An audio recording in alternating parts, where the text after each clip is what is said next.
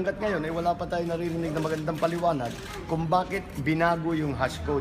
Dahil yung timing masyadong coincidental eh. Halimbawa, natigil ang pagbilang ng boto. Sabay sa pagtigil ang pagpalit ng hash code. Nung bumalik ang pagbilang ng mga boto, nagbago na ang voting pattern. At yung aking lamang na mahigit kumulong na 1 milyong boto ay dahan-dahan nawala hanggang alas 3:30 ay hanggat nalampasan na ako.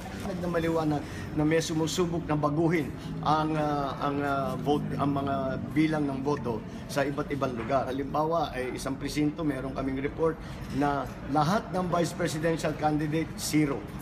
Ang may boto lang, daan-daan ay kay Robredo. Kaya nakakapagtaka, imposible yun. Hindi yun statistically improbable, imposible yan. I'm not accusing anyone of anything. As sinasabi, in fact, Congresswoman Lenny, kung meron talagang nangyayari, hindi naman siguro siyang may kagagawa nito kung hindi ibang grupo. I don't think papayag siya na to be part of anything this sinister if there is such a thing.